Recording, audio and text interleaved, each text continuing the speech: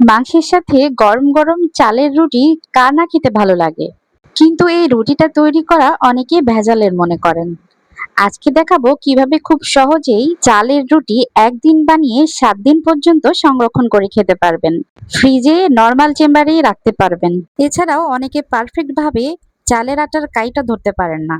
আজকের recipe follow করে যদি কাইটা তৈরি করেন তাহলে আপনাদের কাইটাও একদম পারফেক্ট হবে ইনশাআল্লাহ। প্রথমে একটি প্যানের মধ্যে 2 কাপ নরমাল পানি দিচ্ছি, সাথে আরো 1/4 কাপ পানি দিয়েছি। 2 কাপ এবং 1 কাপের 4/1 ভাগ পানি, আধা চা চামচ লবণ, 2 চা চামচ রান্নার সয়াবিন তেল দিয়ে ভালো করে মিশিয়ে ঢাকা দিয়ে দিচ্ছি আর চুলার জালটা বাড়িয়ে দিয়ে এটা বলক উঠিয়ে নিচ্ছি। বলক এসে গেছে, এ পর্যায়ে আমি 2 কাপ চালের আটা দিয়ে দিচ্ছি। এখানে আমি শুকনো চালের আটা দিচ্ছি, আপনারা চাইলে ভেজা চালের আটাও দিতে পারেন। তবে ভেজা চালের আটা দিলে এখানে অবশ্যই 2 কাপ চালের আটার জন্য 2 কাপ পানি দিতে হবে। আটাটা দিয়ে মাঝখান দিয়ে এরকম একটু ফুটো করে দিতে হবে যাতে পানিগুলো উপরে ভেসে আসে। আর এভাবে করে ঢাকা দিয়ে 5 মিনিট রেখে দিতে হবে, এতে করে চালের আটাগুলো কিছুটা সিদ্ধ হয়ে যায়। এরকম ঢাকা দিয়ে 5 মিনিট রাখার পর এগুলো চুলার জালটা বাড়ানো থাকা অবস্থায় কিন্তু এরকম নেড়ে চেড়ে এটা কাই করে নিতে হবে। আর আবারও ঢেকে রাখতে হবে 10 থেকে 15 মিনিট।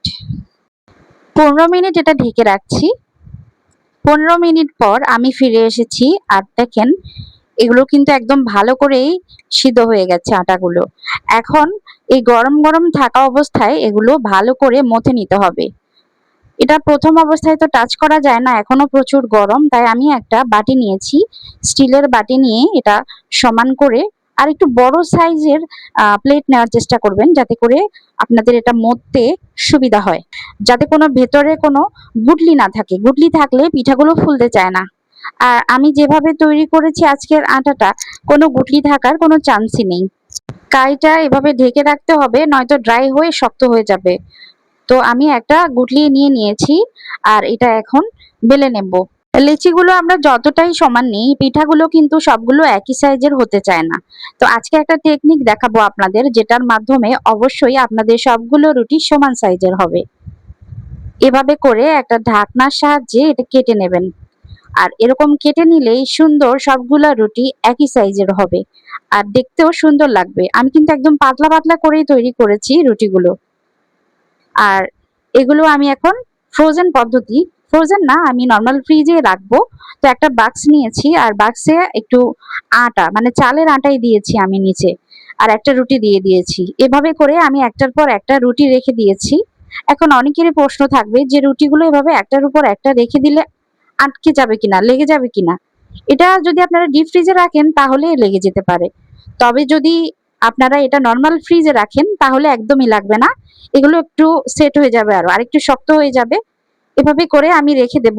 এভাবে করে আপনারা 1 সপ্তাহ পর্যন্ত নর্মাল ফ্রিজে রেখে এগুলো খেতে পারবেন।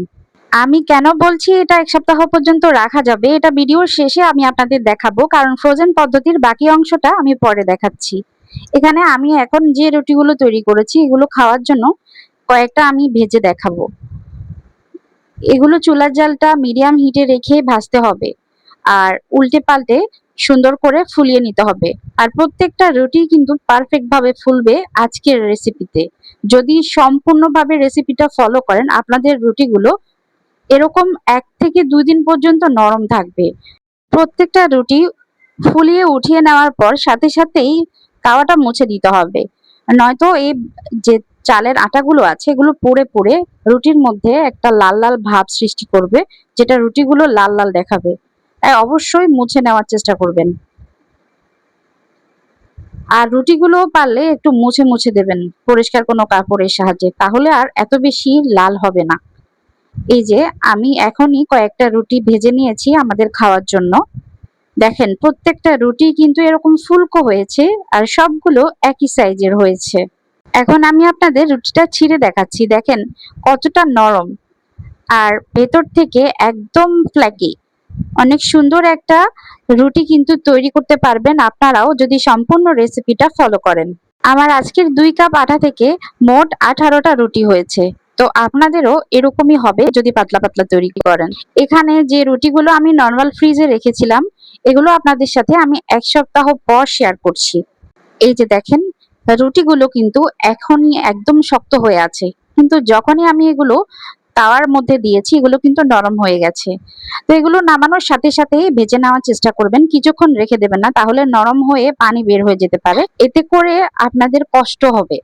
তাই এরকম শক্ত শক্ত থাকা অবস্থায় নামিয়ে ভেজে নেবেন, প্রত্যেকটা রুটি ফুলকো হবে। এখন ১ সপ্তাহ পরের রুটিটা আমি মাংসের সাথে খেয়ে দেখাচ্ছি।